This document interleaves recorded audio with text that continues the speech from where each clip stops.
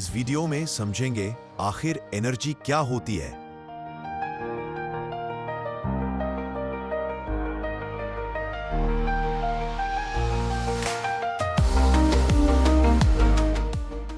हर किसी के मन में एनर्जी को लेकर एक फीलिंग होती है, जैसे चलने की एनर्जी, सूरज से आने वाली एनर्जी या हमारे घरों को बिजली देने वाली एनर्जी।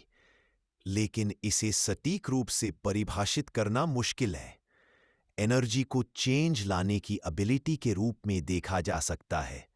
फिजिक्स में इसका जनरल डेफिनेशन है the capacity to do work और प्रोड्यूस चेंज। अब सवाल यह है कि वर्क क्या है।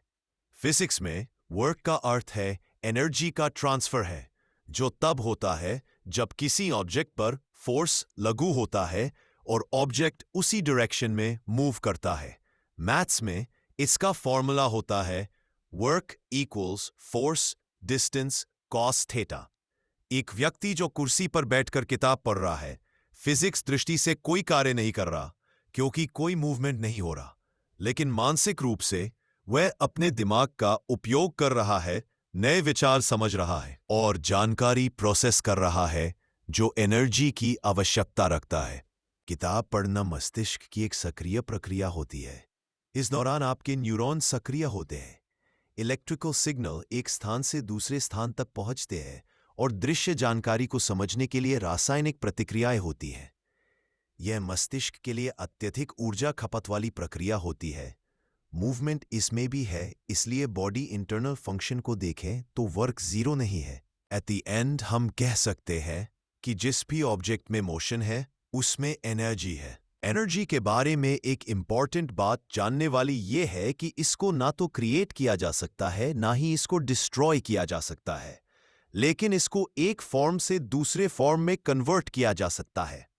अब सवाल यह है कि एनर्जी के कितने फॉर्म हैं, तो आइए इसको भी समझ लेते हैं। एनर्जी के कई फॉर्म्स हो सकते हैं, like kinetic energy, potential energy, thermal energy, electrical energy and many other form.